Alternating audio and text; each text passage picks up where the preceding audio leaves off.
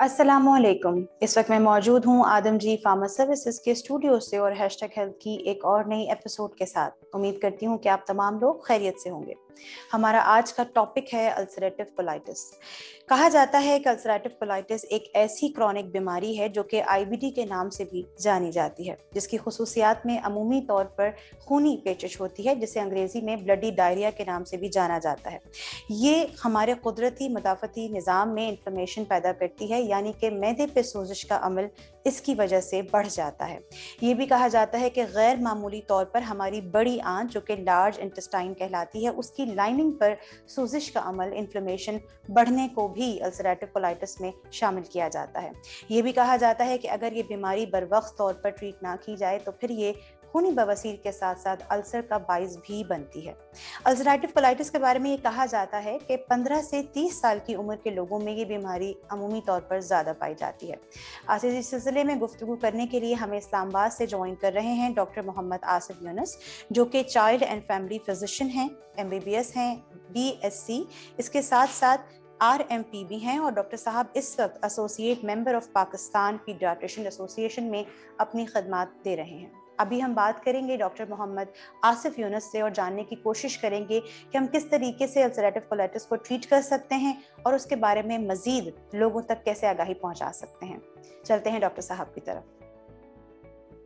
जी, तो प्रोग्राम में वेलकम करते हैं डॉक्टर मोहम्मद आसिफ यूनुस को, और आज हम बात कर रहे हैं अल्सरेटिव कोलाइटिस के हवाले से। डॉक्टर साहब, सबसे पहले आपको प्रोग्राम में खुशामदीद कहूँगी। अस्सलाम वालेकुम। डॉक्टर साहब, हम आज बात कर रहे हैं अल्सरेटिव कोलाइटिस की, तो मैं चाहूँगी कि सुनने वालों को और देखने वालों को बिल्कुल सहल अंदाज में आप ज़रा डिस्क्राइब कीजिए कि बेसिकली ये किस किस्म की डिजीज़ है और किसको कहते हैं अल्सरेटिव कोलाइटिस। जैसा कि नाम से ज़ाहिर है कि अल्सरेटिव कोलाइटिस यानी बड़ी आंत में अल्सर होना जी, ये एक क्रॉनिक इन्फ्लेमेटरी कंडीशन है। इसका मतलब ये होता है कि देर तक चलने वाली बीमारी या पुरानी बीमारी, ये साल हर साल चलने वाली एक डिजीज़ है, एक कंडीशन है।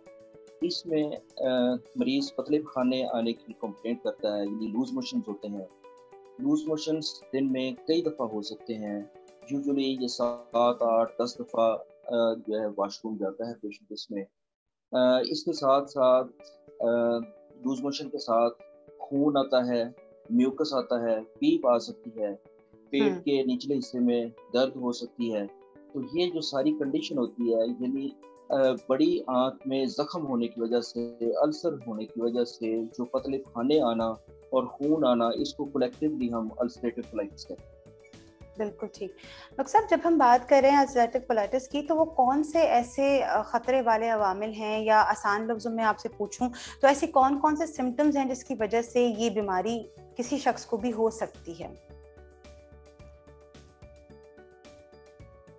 पहले तो मैं ये कहूँ कि किस काइंड की डिजीज़ है। मुख्तलिफ बीमारियाँ होती हैं, जैसे कोई इन्फेक्शंस होती हैं, जैसा बैक्टीरिया की वजह से, वायरस की वजह से, जी, या कोई और डिसऑर्डर होता है। ये अल्सरेटिव कोलाइटिस बुनियादी तौर पर ऑटो इम्यून डिजीज़ है। ऑटो इम्यून डिजीज़ का मतलब ये होता है कि हमारे जिस्म के जो मुदाफ़ती निज़ाम है, जो इम्यूनिटी है, जो एंटीबॉडीज़ हैं, वो यूजुअली जो बाहर से आने वाले बैक्टीरिया या जरासीम या जो फॉरेन पार्टिकल्स होते हैं, उनके अगेंस्ट काम करते हैं। लेकिन बाय मिस्टेक या गलतफहमी से वो अपने जिस्म के किसी ऑर्गन को ऐसे रिकग्नाइज करें जैसे कि बाहर से आया है, तो ऐसे में वो उसके अगेंस्ट एक्शन शुरू कर देते हैं। यानी गलतफहमी से अपना इम्यून सिस्टम हमारे किसी बॉडी ऑर्गन के अगेंस्ट काम करना शुरू कर दे, इसको ऑटो इम्यूनिटी कहते हैं, यानी ऑटो इम्यून डिसऑर्डर। तो ये अल्सरेटिव कोलाइटिस जो है, ये ऑटो इम्यून डिसऑर्डर है। तो इसमें मेनली जो एक इसका इटियोलॉजिकल फैक्टर है वो ऑटो इम्यून फिनोमेना है। इसमें मुख्तलिफ थ्योरीज हैं। मिसाल के तौर पे इसमें कुछ ये कह दिया जाता है कि जो हमारा इंटेस्टाइनल फ्लोरा है जी, यानी जो हमारे प्रोबायोटिक्स होते हैं, वो हार्मफुल बैक्टीरियाज के साथ रिप्लेस हो जाते हैं। यानी जहाँ पे अच्छे बैक्टीरिया हो वहाँ पे बुरे बैक्टीरिया आ जाते हैं, हमारी कुछ लाइफस्टाइल चेंजेस या खाने पीने की आदत की वजह से या कुछ जेनेटिक डिसऑर्डर्स की वजह से। तो ऐसे में उन बैक्टीरियाज के अगेंस्ट हमारा इम्यून सिस्टम एक्टिवेट हो जाता है और बड़ी आंत की जो अंदरूनी तह है, जो इनर लाइनिंग है, उसके अगेंस्ट एक्शन करके वहाँ पे सोजिश का अमल कर देता है, जिससे अल्सर पैदा हो जाता है। तो बुनियादी तौर पर इसका जो लॉजिकल फैक्टर है वो इस तरह से काम करता है। बिल्कुल सही। अब डॉक्टर साहब, जब क्योंकि आपने सिम्टम्स भी हमें बताए, अब एक सवाल जहन में और आता है कि हम कैसे इस बीमारी की तशखीश कर सकते हैं और ये किस तरीके से गाइड कर सकते हैं अपने आसपास के लोगों को, या अगर खुदा ना ख्वास्ता हमें महसूस हो रहा है तो कैसे इस बीमारी की तशखीश हो सकती है कि ये अल्सराइटिस कोलाइटिस ही है? इब्तदाई तौर पर तो इसमें इसकी तशखीस के लिए एक प्रॉपर हिस्ट्री लेना, क्योंकि तशखीस के लिए 3 चीज़ों की जरूरत होती है। एक प्रॉपर हिस्ट्री लेना, प्रॉपर फिजिकल एग्जामिनेशन करना और लैब इन्वेस्टिगेशंस। 3 चीज़ों के कॉम्बिनेशन से डायग्नोसिस बनता है। तो केयरफुल हिस्ट्री हम लेंगे मरीज से, उसके सिम्टम्स की कितनी ड्यूरेशन, और एक तो ये चीज़, दूसरी लैब इन्वेस्टिगेशन, दूसरा फिजिकल एग्जामिनेशन, उसमें मरीज को चेक करना, उसके पेट के ऊपर एग्जामिन करना, कोई टेंडरनेस या कोई दर्द का कोई एहसास, और अनीमिया वगैरह, टायर्डनेस, और उसकी फिजिकल कंडीशन को असेस किया जाता है। लेकिन सबसे ज़्यादा इम्पोर्टेंट इसकी तशखीस के लिए लैब इन्वेस्टिगेशंस होती है। सही। बुनियादी टेस्ट कुछ किए जाते हैं, जिसमें ब्लड सीबी है, यानी जिसको सीबीसी भी कह देते हैं। इसमें हम डब्ल्यूबीसी काउंट देखते हैं। यूजुअली डब्ल्यूबीसी काउंट जो कि 11,000 तक नॉर्मल होता है, ये आम इन्फेक्शंस में ये यूजुअली 12-13 हज़ार तक जाता है, लेकिन अल्सरेटिव कोलाइटिस में अक्सर देखा गया है ये 18-19 हज़ार, 20-25 इतना लेवल तक मिलता है। इसके अलावा सी रिएक्टिव प्रोटीन्स की जाती हैं, यानी CRP टेस्ट किया जाता है। ये बॉडी में अगर कहीं भी इन्फ्लेमेशन हो तो ये सी रिएक्टिव प्रोटीन्स बढ़ जाते हैं। सही। फिर पुरानी बीमारियों को असेस करने के लिए ESR किया जाता है, ये ब्लड सीपी का हिस्सा भी होता है। ESR मुख्तलिफ पुरानी बीमारियों में बढ़ जाता है। इसके अलावा कैलप्रोटेक्टिन एक टेस्ट होता है, जिसमें अगर इंटेस्टाइन के अंदर इन्फ्लेमेशन चल रही हो तो ये भी पॉजिटिव आता है। लेकिन डायग्नोस्टिक टेस्ट इसका कोलोनोस्कोपी होता है। कोलोनोस्कोपी एक ऐसा टेस्ट है कि एक कैमरा की मदद से एक कंडीशन इस तरह से होती है कि उसमें एक कैमरा लगा होता है,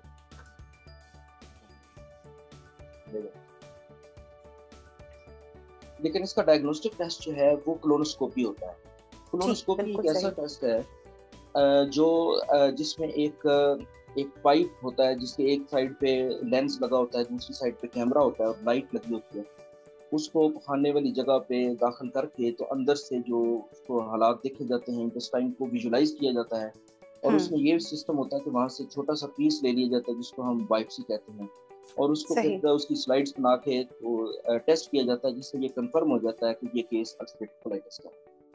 बिल्कुल सही। डॉक्टर साहब, अभी आपने बहुत ही सहल अंदाज में और डिटेल में हमें हमारे सवालात के जवाब दिए, लेकिन यहाँ पर एक सवाल जहन में और उभरता है, शायद हमारी ऑडियंस इसको ज्यादा रिलेट कर सकेगी। एक और बीमारी है, IBS के नाम से लोग जानते हैं, इरिटेबल बाउल सिंड्रोम। डॉक्टर साहब, IBS में और अल्सराइटिव कोलाइटिस में क्या कोई फर्क है जो आप हमारी ऑडियंस को बताना चाहें? क्योंकि अक्सर लोग ये समझते हैं कि अगर उन्हें IBS डायग्नोस हुआ है तो शायद वो अल्सर की ही तरफ जा रहा है, तो प्लीज जरा इसमें भी हमारी आगाही कीजिएगा। जी, टेक्निकली तो IBS नॉन इन्फ्लेमेटरी डिजीज है, और IBD यानी इन्फ्लेमेटरी बाउल डिजीज जैसे कि अल्सरेटिव कोलाइटिस है, ये इन्फ्लेमेटरी डिजीज है। IBS जो होता है ये एक डिसऑर्डर है, यानी जैसा गैस, बदहजमी, उफारा, इसमें उसी तरह से कब्ज भी हो सकती है, लूज मोशन भी आ सकते हैं, और हाजमे का निज़ाम बिगड़ा होता है। ये यूजुअली इसका पॉजिटिव एजेंट जो है ये स्ट्रेस होता है। जबकि अल्सरेटिव कोलाइटिस जो कि IBD का हिस्सा है, यानी IBD में 2 चीज़ें होती हैं, क्रोन डिजीज और अल्सरेटिव कोलाइटिस। तो अल्सरेटिव कोलाइटिस में क्योंकि इन्फ्लेमेशन होती है, अल्सर बन रहे होते हैं, तो इसमें ब्लड आ रहा होता है। बुनियादी तौर पर हम अगर एक आम आदमी इसको असेस करना चाहे, अगर सिर्फ लूज मोशन आ रहे हैं और गैस, उफारा और बदहजमी की शिकायत है, तो ये IBS की तरफ ज़्यादा इसका रुझान है। लेकिन अगर पतले पखाने आने के साथ खून भी आ रहा है और उसमें म्यूकस बहुत ज़्यादा है और वेट लॉस हो रहा है, फीवरिश कंडीशन होती है, भूख की कमी है, तो ऐसी सूरत जो है वो अल्सरेटिव कोलाइटिस की तरफ ज़्यादा इंडिकेट करती है। بالکल सही डॉक्टर साहब, अब हम थोड़ी सी ज़रा बात कर लेते हैं इसके ट्रीटमेंट के हवाले से और जो भी एहतियाती तदबीर हम कर सकते हैं. एज अ प्रैक्टिशनर डॉक्टर साहब, एज अ डॉक्टर आप हमारी ऑडियंस को क्या बताना चाहेंगे कि किस तरीके से लाइफस्टाइल में या खुराक में या जिस भी तरीके से हम अपने आप को कैसे बचा सकते हैं अल्सरेटिव कोलाइटिस की जैसी बीमारी से? इसके जो इकोलॉजिकल फैक्टर हैं वो जी जेनेटिक्स प्लस एनवायरमेंटल. सही. अब जो जेनेटिक्स होती हैं वो चेंजेबल नहीं होती, लेकिन जो एनवायरमेंटल फैक्टर हैं वो चेंज. इसमें सबसे बुनियादी चीज़ है ऐसे पर्सन जो स्ट्रेसफुल लाइफ जिनका होता है या वो छोटी छोटी बात स्ट्रेस लेते हैं, उनको अल्सरेटिव कोलाइटिस होने के चांस ज़्यादा होते हैं. तो सबसे बुनियादी चीज़ जो है वो तो स्ट्रेस को अवॉइड करना. इसके साथ डाइट पैटर्न जो है, जैसा कि हम जंक फूड लेते हैं, रिफाइंड फूड लेते हैं, आर्टिफिशियल कलर्स हैं, आर्टिफिशियल इसमें केमिकल्स मुख्तलिफ आ जाते हैं जो एज अ प्रिजर्वेटिव मुख्तलिफ चीज़ों में डाले जाते हैं, ये ज़्यादा नहीं लेना चाहिए. तो लाइफस्टाइल चेंजेस प्लस आप अपना स्ट्रेस को अवॉइड करके तो आप इससे बच सकते हैं. डॉक्टर साहब, आपसे आखिरी सवाल करना चाहूंगी जो बहुत ही इम्पोर्टेंट क्वेश्चन है और मेरा ख्याल है हमारे आज के पूरे प्रोग्राम का कंक्लूजन भी है. आपने वो बात खुद ही बल्कि बता दी कि अमूमी तौर पर डॉक्टर साहब सुनने वालों को ये बात समझ नहीं आती अगर हम उन्हें ये बात कहते हैं कि स्ट्रेस से या एंजाइटी से और उसकी रीजन में जो लोग खुद से ही सेल्फ मेडिकेशन करते हैं उससे भी कहीं ना कहीं अल्सरेटिव कोलाइटिस के सिम्टम्स हो सकते हैं या ये बीमारी हो सकती है. मैं चाहूंगी डॉक्टर साहब थोड़ा सा अगर आप इस वाली बात के ऊपर एक दफ़ा दोबारा एलैबोरेट कर दें कि वो लोग जो कि ये समझते हैं कि स्ट्रेस या टेंशन या उसकी वजह से खाने वाली अद्वियात जो हैं वो कितना असर करती हैं हमारे मैदे पर और इन तमाम बीमारियों की तरफ, तो ये कैसे लिंक कर रही है चीज़? क्योंकि अगर हम खा रहे हैं मिर्चों वाली चीज़ तो वो तो लोगों को समझ आ जाती है, लेकिन टेंशन, डिप्रेशन, एंजाइटी इसको लोग लिंक नहीं कर पाते हैं. तो हम चाहते हैं कि आप प्लीज़ लोगों को ज़रा ये थोड़ा सा क्लियर कीजिए कि ये कैसे बढ़ती है बीमारी इससे. जी. असल में जो हमारी अंतड़ियां हैं, उन जो मूवमेंट होती है जिसको हम पेरिस्टाल्टिक मूवमेंट बोलते हैं जी. वो बुनियादी तौर पर उसके दो कंट्रोल होते हैं. एक हार्मोनल कंट्रोल है जो कि केमिकल्स के जरिए हो रहा होता है, और एक ब्रेन का कंट्रोल, यानी हमारा नर्वस सिस्टम इसको कंट्रोल कर रहा होता है.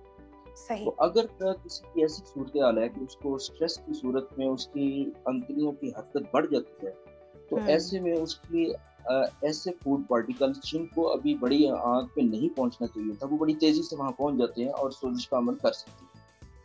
तो स्ट्रेस इस हवाले से हमारे चूँकि हमारा हाजमे का निज़ाम और हमारा जो नर्वस सिस्टम है इसका आपस में बहुत गहरा ताल्लुक है. अगर हम स्ट्रेस लेते हैं तो हमारी जो हाजमे की रतूबतें मुतासर होती हैं, हमारी पेरिस्टाल्टिक मूवमेंट्स जो कि यानी अंतड़ियों की जो हरकत है, जो अंतड़ियाँ कॉन्ट्रैक्ट करके खुराक को आगे लेके जा रही होती हैं, वो जो हरकत होती है वो भी मुतासर होती है. तो स्ट्रेस एक बहुत बड़ा फैक्टर है, जैसा कि नींद का पूरा ना होना, स्ट्रेसफुल लाइफस्टाइल होना.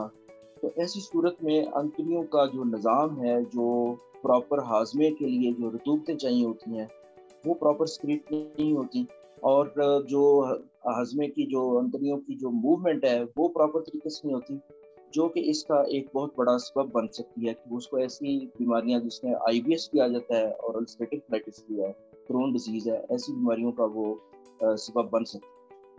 बिल्कुल सही. डॉक्टर साहब आपका बहुत बहुत शुक्रिया और आपने अपना कीमती वक्त हमें दिया. जाते जाते मैं चाहूँगी कि कोई भी एक ऐसा मैसेज जो आप हम सबको देना चाहें ताकि हम अपने आप को इस किस्म की बीमारियों से बचा सकें, कोई भी एक ऐसा मैसेज या कोई ऐसी टिप जो आप हम सबको देना चाहें रिलेटेड टू द टॉपिक.